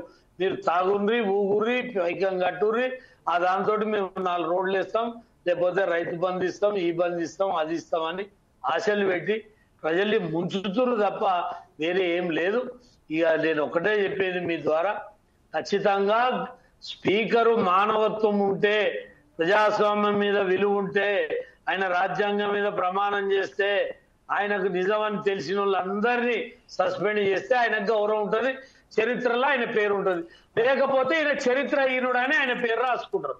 Right sir. ఇదే విషయంపై కృష్ణారెడ్డి గారి దగ్గరికి మరొకసారి వెళ్దాం. కృష్ణారెడ్డి గారు, ప్రస్తుతం ఒకవేళ అధికార ప్రతినిధిగా అయినటువంటి మీరు ప్రస్తుతం ఏదైతే స్పీకర్ ఒకవేళ నిర్ణయం తీసుకొని వారి అందరి మీద అనర్హత వేటు వేస్తే మాత్రం ఈ 10 మందికి కాంగ్రెస్ పార్టీ అదే బీఫామ్ ఇచ్చి మళ్ళీ గెలిపించే స్థాయిలో ఉందా, లేకపోతే వారిని కొంతమంది మరొకసారి బీఆర్ఎస్ వైపే మొగ్గు చూపుతున్నారు కాబట్టి వారిని కూడా స్క్రూటినీ చేసి ఒకసారి స్క్రూటినీ చేసే అవకాశాలు ఏమైనా ఉన్నాయా? ఈ విషయంపై అధికార ప్రతినిధిగా మీరేమంటారండి? ఇది స్పీకర్ కోర్టులో ఉంది, అది డిసిషన్ జరగని ఊహాజనితమైన దాని మీద చర్చ అవసరం లేదు. ఏం జరుగుతుంది అనేది 3 నెలలు ఓపిక పడదాం. 3 నెలల నాడు స్పీకర్ నిర్ణయాన్ని బట్టే అవకాశం ప్రజలకు వస్తుందా, ప్రజల చేతులకు వస్తుందా, మళ్ళీ ఎలక్షన్ వస్తే అది ప్రజల చేతులకు వచ్చినట్టే, ఎవరు గెలవాలి ఎవరు గెలవద్దని. ఇప్పుడు ఉన్నటువంటి టెక్నికల్ గా ఉండే అంశాలను ఎవరు ఎట్లా ఉపయోగించుకుంటారో దాన్ని బట్టి ఇవన్నీ ఉంటాయి. సార్, ఇప్పుడు జూబ్లీ హిల్స్ ఎలక్షన్స్ వస్తున్నాయి కాబట్టి ఈ జూబ్లీ హిల్స్ ఎలక్షన్స్ బట్టి, ఎందుకంటే ఇప్పుడు ఎలక్షన్ కమిషన్ మీద ఒక పెద్ద బాధ్యత ఉన్నది కదా సార్. అయితే ఏం జరగదు, జూబ్లీ హిల్స్ తోటి జరగదు. 3 నెలలు ఇప్పుడే టైం పెట్టాను కదా, అదేమో ఆల్రెడీ. కాబట్టి జూబ్లీ హిల్స్ వేరు, అది వేరు, ఇప్పుడు ఏం జరగదు. అప్పుడే ఇప్పుడు మనం ఏమనుకుందామంటే ఇప్పుడు జూబ్లీ హిల్స్ ఉన్నది, అలాగే ఎంపీటీసీ, జెడ్పీటీసీ, సర్పంచ్ ఎలక్షన్స్ ఉన్నాయి కాబట్టి ఇవన్నీ కలుపుకొని ఒకసారి కాంగ్రెస్ పార్టీ ఏమైనా అంటే అవకాశం తీసుకునే అవకాశం ఉన్నదా అని దీన్ని అస్సలే తీసుకోరు. అస్సలే తీసుకోరండి. అట్లా అవకాశం అన్ని వాళ్ళ రాజకీయ ప్రయోజనాలు రాజకీయ పార్టీ ఆలోచిస్తుంది ఎప్పుడైనా. వాళ్ళకుండే ఇంటెలిజెన్స్ రిపోర్టు, వ్యవస్థ, వ్యవహారం, అన్ని అధిష్టానము ఎన్ని ఉంటాయి. అక్కడ అధిష్టానం ఉంటుంది, ఇక్కడ అన్ని రకాలు టెక్నికల్ జాగ్రత్తలు అన్ని తీసుకొని వాళ్ళు డిసిషన్ తీసుకుంటారు. ఆ డిసిషన్ తర్వాత దాని మీద చర్చ చేద్దాం. ఊహాజనితమైన దాని మీద ఇప్పుడు అవసరం లేదు. ఒకవేళ అవకాశం ప్రజలకు వస్తే ప్రజలు చూసుకుంటారు. నిజంగానే ఎలక్షన్ వస్తే ప్రజలకు వచ్చినట్టే అవకాశం. గెలవాలా ఓడాలా వాళ్ళు డిసిషన్ తీసుకుంటారు. ఒకసారి మనం మరోసారి వెంకటేశ్వర గారి దగ్గరికి వెళ్దాం. వెంకటేశ్వర గారు, ప్రస్తుతం ఏదైతే కృష్ణారెడ్డి గారు చెప్తున్నారో లేదు సార్, అన్వర్ ఖాన్ గారు లాస్ట్ విశ్లేషణ, లాస్ట్ కంక్లూడ్ మీదే ఉంటుంది కాబట్టి ఖచ్చితంగా ఆ విషయంలో కంక్లూజన్ మీరే ఉన్నారు సార్. మన వెంకటేశ్వర గారి దగ్గరికి వెళ్దాం. వెంకటేశ్వర గారు, ప్రస్తుతం ఏదైతే ఉన్నదో మనం అనుకున్నట్టు కృష్ణారెడ్డి గారు అంటున్నారు ప్రజలే ఒక నిర్ణయం తీసుకుంటారు, కానీ ఇప్పుడే అడ్వాన్స్గా మనం ఎందుకు దానికి ఊహాగానాలకు సంబంధించిన మనం ఎందుకు మాట్లాడదాం, ఒక సమయం వచ్చినప్పుడే మాట్లాడదామని చెప్తున్నారు. కాకపోతే ప్రజల మీద భారం పడుతుంది కదా. ఈరోజు ఎకనామికల్లీ ఏదైతే ఉన్నదో, బార్గెన్ ఏదైతే ఉన్నదో ప్రజల మీదనే. కేవలం ఎలక్షన్ కమిషన్ ఏదైతే నిర్వహించిన ఎన్నికలలో కూడా ప్రజల సొమ్మే కదా వాడేది. ఈరోజు ఇలా 10 సారి ఒకసారి ఎలక్షన్స్ జంపు జీలాని గాళ్ళతో మళ్ళీ ఒకసారి ఎలక్షన్స్ పెడితే ఆ ఎలక్షన్స్కు సంబంధించింది ఏదైతే వేమున్నదో, ఏ పార్టీ అయితే ఏ పార్టీలో జాయిన్ అయ్యారో, ఏ పార్టీ నుంచి వెళ్ళి ఊడారో, ఎవరైతే గెలిచారో, ఎవరైతే ఓడారో వాళ్ళ మీదనే ఈ భారం పెట్టాలని మీరు ఏమన్నా ఆలోచిస్తున్నారా? దీని మీద మీ అభిప్రాయం ఏంటండి? ఇప్పుడు నేను ఏమంటానంటే, నరేంద్ర మోడీ గారు 2 దిక్కులు నిలబడ్డాడు, గౌరవ్ కేసీఆర్ గారు 2 దిక్కులు నిలబడ్డారు, ఈటెల రాజేంద్ర గారు 2 దిక్కులు నిలబడ్డారు, రేవంత్ రెడ్డి గారు 2 దిక్కులు నిలబడ్డారు. ఎక్కడైనా ఒక దగ్గర గెలిచి ఒక దగ్గర ఓడిపోతే పర్లేదు, కానీ 2 దిక్కులో గెలిస్తే మళ్ళీ ఎలక్షన్ వచ్చేది ప్రజలకు భారమే. నేనేమంటున్నా, ఏ పార్టీలో అయినా అట్లాంటి సాహసం చేయకూడదు. ఎందుకంటే ఇలా పార్లమెంటరీ వ్యవస్థను కాపాడాల్సింది గవర్నర్ వ్యవస్థ ఉంది, రాజ్యాంగం ఉన్నది, సుప్రీంకోర్టులు ఉన్నాయి, హైకోర్టులు ఉన్నాయి. వాటిని ఏ పార్టీ వాళ్ళైనా ఇంప్లిమెంట్ చేయాలి, గౌరవించాలి. నేను ఏమంటున్నానంటే, ఈ 10 మంది దాంట్లో ఇప్పుడు కృష్ణారెడ్డి గారు చెప్పినట్టు రేపు ఎలక్షన్ వస్తుందా రాదా అని పక్కన పెడితే ఉన్నటువంటి సమస్యను మనం జటిలం చేసుకోవద్దు. సమస్యను జటిలం చేసుకోవద్దు అంటే రాజ్యాంగ విలువలు కాపాడాలంటే మీరు ప్రజాపాలన అని చెప్పారు, రోల్ మోడల్ అని చెప్పారు. నేనే అనుకున్నా రోల్ మోడల్ కాదు, గోల్డ్ మోడల్ అయింది. ఇప్పుడు పరిస్థితి ఏంటంటే అన్నిట్లో ఫెయిల్ అయింది కాంగ్రెస్. ఇప్పటికైనా ఫెయిల్ అయిన వాటి పక్కన పెట్టి ఏదైనా సక్సెస్ చేయాలనేది మేము కోరుకుంటున్నాం. దాంట్లో సక్సెస్ అయితే ప్రజలు కూడా ఏకీభవిస్తారు. ఏ పార్టీలు పక్కన పెట్టండి, కానీ మీరు వ్యవస్థను పునరుద్ధరించాలి, సుప్రీంకోర్టును పునరుద్ధరించాలి, అన్ని చేయాలి కదా. అది చేయకుండా ఇష్టం చేస్తా అంటే అది ప్రజలు గ్రహిస్తారు, సుప్రీంకోర్టు గ్రహిస్తుంది, రాజ్యాంగం కూడా గ్రహిస్తుంది. రాజ్యాంగం మీద ప్రమాణం చేసిన వాళ్ళు రాజ్యాంగబద్ధంగానే ఉండాలి తప్ప వాళ్ళు ఇష్టానుసారం చేయడానికి ఛాన్స్ లేదు. కాబట్టి ఇంతకు ముందు ఏదో జరిగింది, ఇలా కేసీఆర్ గారు బీఆర్ఎస్ పార్టీ వాళ్ళు మాట్లాడడానికి ఛాన్సే లేదంటే సరే మాకు ఛాన్స్ వద్దు. మీరు రాహుల్ గాంధీ గారు, రాజీవ్ గాంధీ గారు తీసుకొచ్చినటువంటి చట్టాన్ని మీరు ఇంప్లిమెంట్ చేస్తే మీరు అట్లా అనొచ్చు. మీరు ఇంప్లిమెంట్ చేయరు కాబట్టి ఇట్లాంటి సమస్యలు వస్తాయి. మాట్లాడడానికి ఛాన్స్ అందరికి ఉంటది. ప్రజాస్వామ్యంలో ప్రతి పార్టీకి అడిగే హక్కు ఉంటది. అడిగే హక్కు లేదంటే మరి మాకు హక్కు లేదు కదా, మరి మీరు ఇమ్మీడియట్లీ స్పీకర్ గారు రాజీనామాను ఆమోదం చేయాలి. ఆ రాజీవ్ గాంధీ గారు తీసుకొచ్చినటువంటి పార్టీ ఫిరాయింపుల చట్టాన్ని ఇంప్లిమెంట్ 3 రోజుల్లో చేయొచ్చు. దానికి బాగుంటది అట్లా. అది మా బీఆర్ఎస్ చెప్తుంది. రైట్ సార్, ఇదే విషయంపై కంక్లూడ్గా మనం ప్రొఫెసర్ అన్వర్ ఖాన్ దగ్గరికి వెళ్దాం. ప్రొఫెసర్ అన్వర్ ఖాన్ గారు, ఫస్ట్ ఆఫ్ ఆల్ మీకు అపాలజీ చేస్తున్నారండి, ఎందుకంటే సమయం చాలా తక్కువది కాబట్టి మీరు నమాజ్ వెళ్ళాలని చెప్తున్నారు. కాబట్టి మీరు కంక్లూడ్ ఈ డిబేట్ని ఎట్లా చేస్తారండి? ప్రస్తుతానికి ఏదైతే ఉన్నదో ఏ ఎలక్షన్స్ జరిగినా కూడా జరగకున్నా కూడా ఈరోజు వారికి సంబంధించిన బాధితులు మాత్రం ప్రజలే అవుతున్నారు. ప్రతిసారి పార్టీలకు ఎక్కడ కూడా ఇంత కూడా వాళ్ళ లాభ నష్టాల గురించి కాదు, కానీ ఈరోజు జరుగుతున్న నష్టం అంతా కంప్లీట్గా ప్రజల మీదనే పడుతున్నది. కాబట్టి ప్రజల వైపు నుండి మీరేమంటారండి ఈ విషయంలో? సార్ మీ ఫోన్ అన్మ్యూట్ చేయండి సార్.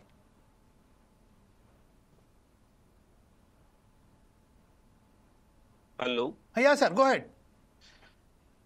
రెండే విషయాలండి, అబ్జర్వేషన్స్. ఒకటి ఏంటిదంటే సుప్రీంకోర్టు ఒక రిమార్క్ ఏదైతే చేసిందో దాన్ని operation success but patient diet అనేటటువంటిది చాలా బహుశా మనం ఈజీగా కొంచెం సర్పాస్ అయ్యాము.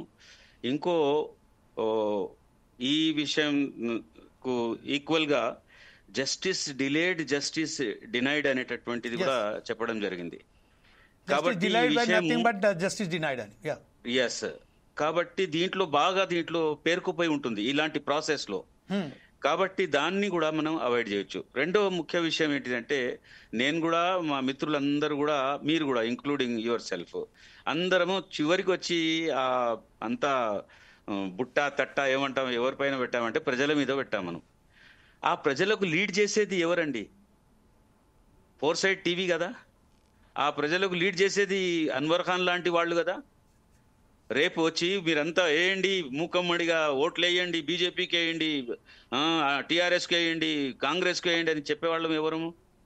మేమే మాలాంటి వాళ్ళే కదండి. కాబట్టి అది మన బాధ్యత. కేవలం ప్రజలపైన నెట్టేసి వాళ్ళు మారాలి అంటే మనం మారవద్దా?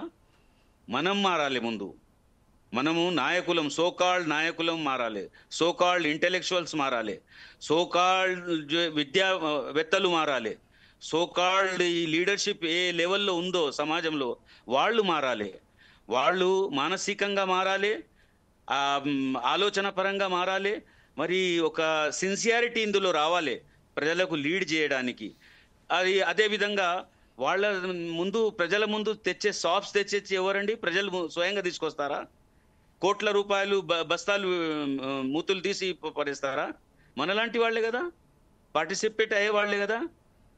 నేను కూడా పార్టిసిపేట్ చేశాను, 3 సార్లు పార్టిసిపేట్ చేశాను. ఒక్కసారి ఫస్ట్ సారి ఎమ్మెల్సీగా పార్టిసిపేట్ చేసినప్పుడు 36,000 ఏరియాలో ఆ కాన్స్టిట్యుయెన్సీ గ్రాడ్యుయేట్ కాన్స్టిట్యుయెన్సీ, మరి అందులో ఒక్క నయా పైసా ఖర్చు చేయకుండా 7వ స్థానంలో ప్రజలు నాకు అవకాశాన్ని ఇచ్చారు. ఈరోజు నేను కూడా మాట్లాడితే బహుశా నేను కూడా అదే అంటాను, సాధ్యం కాదండి, డబ్బులు ఖర్చు చేయండి, సాధ్యం కాదు. ఒక్క చిన్న పైసా రీసెర్చ్ చేయవచ్చు, ఇంటెలిజెన్స్ రిపోర్ట్ తీసుకోవచ్చు, దీనిపైన ఒక పిహెచ్డి కూడా చేయవచ్చు. కానీ చేశాము. 7th పొజిషన్ ప్రజలు ఇచ్చారు అవుట్ ఆఫ్ 93. మరి పాల్గొన్న వాళ్ళంతా ఎంత ఖర్చు పెట్టుకున్నారు? ఆ విషయాలు కూడా మీ మధ్యలో ఉన్నాయి, నేను చెప్పనక్కర్లేదు. కాబట్టి మనం మారాలి, మనం మారి మనం ప్రజలకు చెప్పాలి, గుణపాఠాలు చెప్తున్నప్పుడు తప్పనిసరిగా ప్రజలు మన మాటను వింటారు. చాలా చాలా ధన్యవాదాలు. ఇదే విషయంపై కంక్లూడ్గా కృష్ణారెడ్డి గారు, ప్రస్తుతం ఏదైతే ఉన్నదో ఒకవేళ కనుక మనం ఊహాజనికంగా కాకుండా వాస్తవానికి మాట్లాడుకున్నట్టయితే ఈరోజు సుప్రీంకోర్టు ఇచ్చిన ఆదేశాల మేరకు మాత్రం justice delay nothing but justice denied అని చెప్పారు. ఆ విషయంలో ఒక్కసారిగా కాంగ్రెస్ పార్టీ అధిష్టాన వర్గం ఈ విషయంపై చొరవ తీసుకొని తక్షణమే ఎన్నికలకు వెళ్ళాలనే వాళ్ళ ఆలోచనలో ఉందా, లేకపోతే మరొకసారి దీన్ని కాలయాపన చేసుకుంటా 3 నెలల పాటు ఆలోచించి వేరే విషయాలలో మరొకసారి అప్పీల్కి వెళ్తే అవకాశం ఏమన్నా ఉందా సార్? అప్పీల్కి ఏం పోదండి, స్పీకర్ నిర్ణయం అవుతుంది, దాని తర్వాతనే ఆలోచిద్దాం. అది స్పీకర్ 3 నెలల టైం ఇచ్చారు కాబట్టి. కానీ టెక్నికల్ గా ఉండే కొన్ని వాళ్ళు ఉపయోగించుకుంటారు. ఇది యుద్ధంలో గెలవాలి, మంచి చెడ్డ అనేది ఉండదు. జో జీతా ఓ సిక్కిందర్, ఇది రాజకీయాలలో ఉన్నది. కాబట్టి వాళ్ళు గెలుపు కోసం ఆలోచిస్తారు తప్ప నీతి నియమం న్యాయం అనేది యుద్ధంలో ఉండదు. అది వెనకడ ధర్మ యుద్ధాలు కావు. యుద్ధంలో గెలవాలి అంటే దానికి ఉన్న అన్ని కూడా వాళ్ళు ఉపయోగించుకుంటారు. రాజ్యాంగంలో ఉన్న వెసులుబాటును వినియోగించుకుంటారు ఉన్న మాటకి. పోయింది. ఓకే సార్, ఇదే విషయంపై మరొకసారి వెంకటేశ్వర గారి దగ్గరికి వెళ్దాం కంక్లూడ్ గా. దాని తర్వాత ఆచార్య గారి దగ్గర లాస్ట్ వర్డ్ తీసుకుందాం. వెంకటేశ్వర గారు, నీతి నియామకాలను మొత్తం పక్కన పెట్టి ఈ రోజు కేవలం ఇది ధర్మయుద్ధం కాదు, ఇది రాజకీయ యుద్ధం, దీంట్లో గెలిచిన వారే జోజితా వహీ సికందర్ అని చెప్తున్నారు కృష్ణారెడ్డి గారు. ఈ విషయంపై మీరేమంటారండి? ఇప్పుడు నేను ఏం చెప్తున్నా అంటే నా పర్సనల్ విషయం కూడా చెప్తున్నా. ఒకటే విషయం, ప్లీజ్ సార్. రాజ్యాంగ వ్యవస్థను కాపాడడానికి ఒకటే మార్గం ఉంది, కానీ ఇప్పుడు 10 మంది ఎమ్మెల్యేలు తప్పించుకోవడానికి 99 మార్గాలు ఉన్నాయి. కాబట్టి వెనకట కృష్ణారెడ్డి అని చెప్పినట్టు వెనకట రాజ్యాంగం ధర్మయుద్ధం జరిగినప్పుడు ఒకసారి గంట కొడితే గంట కొట్టంగానే యుద్ధం స్టార్ట్ అయ్యేది, మళ్ళీ గంట కొట్టంగానే యుద్ధం ఆపేది. ఇప్పుడు ఈ 10 మందికి గంటలు లేవు, వాళ్ళే గంటలు పట్టుకొని తిరుగుతారు, వాళ్ళ గంటలే ఒప్పుకుంటారు, వాళ్ళ గంటలు నడతాయి. కాబట్టి సుప్రీంకోర్టు ఇచ్చిన గైడ్ లైన్స్ ను పాటించాల్సిన బాధ్యత స్పీకర్ గారి మీద ఉంది. అది గౌరవప్రదంగా ఉంటది. నేనేమంటున్నానంటే బీఆర్ఎస్ పార్టీగా మీకు మంచి ఛాన్స్ వచ్చింది, గౌరవప్రదమైనటువంటి సీట్లో ఉన్నప్పుడు మీరు ప్రజలను భారతదేశం మిమ్మల్ని గర్విస్తుంది, అట్లాంటి టైం తీసుకొని ఉండాలి కదా, ఆ విషయం చేయాలి కదా అంటున్నా నేను. ఆ విషయం చేయకుండా మీరు తప్పుగా పోతే అది పార్లమెంటరీ వ్యవస్థను ప్రమాణం చేసిన తర్వాత తప్పు పట్టినట్టు అవుతుంది అనేది మా ఉద్దేశం. రైట్ సార్, ఇదే విషయంపై ఆచార్య గారు చాలా స్పష్టంగా మన వెంకటేశ్వర గారు చెప్పారు. గౌరవప్రదంగా ఉంటుంది. కాంగ్రెస్ పార్టీ ఒక నిర్ణయం తీసుకుంటే మాత్రం ప్రజలలో కూడా వారికి గ్రాఫ్ కూడా పెరిగిపోతుంది అని చెప్తున్నారు. ఈ విషయంపై బీజేపీ పార్టీ ఈ విషయాన్ని ఒకవేళ కనుక ప్రజలలో తీసుకొచ్చి వీరు లబ్ధి పొందే అవకాశం ఏమైనా ఉన్నాయా, లేకపోతే మీ పార్టీ కూడా ఈరోజు కావాలంటే ఎన్నికలు రాకపోతేనే మంచిదని చెప్తున్నారా, వస్తే బాగుంటుందని అనుకుంటున్నారు? ఎందుకంటే బీజేపీ చాలా బ్రహ్మాండంగా వస్తుంది కదండి కాంగ్రెస్ పార్టీ ఈరోజు తెలంగాణలో. ఈ విషయంలో మీరు ఎలా విశ్లేషిస్తారని, ఈ విషయంలో మీ స్పందన ఏంటి? ఎన్నికలు రావాలని 100% మేమేం కోరుకుంటలేము. కాకపోతే తప్పు చేసిన వాళ్ళు రాజ్యాంగబద్ధంగా ఎన్నికలు అవకాశం వస్తే అందరూ అన్ని పార్టీలు పోటీ చేస్తాయి. కాంగ్రెస్ పార్టీకి కూడా ఒక అవకాశం మంచిగా ఉంటది. వాళ్ళు ప్రజలలో ఎంత విశ్వాసం ఉంది ఎంత లేదనేది తెలుస్తుంది. ఇప్పుడు ఈ అభ్యర్థులు కూడా తీసుకున్న నిర్ణయం మంచిదా కాదా అనేది కూడా బయటకు వస్తుంది. రెండవది ఏంటంటే స్పీకరు గౌరవాన్ని కాపాడేటువంటి ప్రక్రియ ఇది. సుప్రీంకోర్టు తెలంగాణ శాసనసభలో జరిగినటువంటి అంశం మీద భారతదేశంలో ఉన్న అత్యున్నత న్యాయస్థానం ఇచ్చిన తీర్పుని దేశ ప్రజలందరూ కూడా, రాజకీయ విశ్లేషకులు, పండితులు, మేధావులందరూ కూడా దీన్ని దిక్కు చూస్తారు. కాబట్టి ఇవాళ రోల్ మోడల్ రేవంత్ రెడ్డి ఇలా ఈ దేశానికి ఆదర్శాన్ని అని ఏదైతే రాజ్యాంగాన్ని పట్టుకుని తిరుగుతున్న రాహుల్ గాంధీ ఏం నిర్ణయం తీసుకుంటాడో, ఇలా 3 నిర్ణయం తీసుకోవాలి. ఒకటి రాహుల్ గాంధీ, రెండవది రేవంత్ రెడ్డి, మూడవది స్పీకర్ ఒక్కటి చేస్తానా నడుస్తుంది కానీ ఆయనకు అంత ధైర్యం ఉండదు, చెప్పడు. ముఖ్యమంత్రి చెప్పాలి. ముఖ్యమంత్రి చేయాలంటే పైన రాజ్యాంగాన్ని పట్టుకుని తిరిగేటనే చెప్పాలి. ఆ రాజ్యాంగాన్ని పట్టుకున్న ఆయన, ఇక్కడ రాజ్యాంగం మీద నడుపుతున్న ఆయన, ఇక్కడ ఉన్న స్పీకర్ ఆయన చేయాలి. మన చేతులు ఏం లేదు. సుప్రీంకోర్టు తీర్పులు వందలు పెండింగ్లు ఉన్నాయి.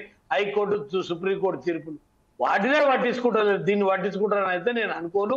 వాళ్ళు కాంగ్రెస్ వాళ్ళు మంచి ఆట నేర్చిన వాళ్ళు, వాళ్ళు 70 ఏళ్ల సంది ఆట ఆడిరు, వాళ్ళకి అన్ని తెలుసు.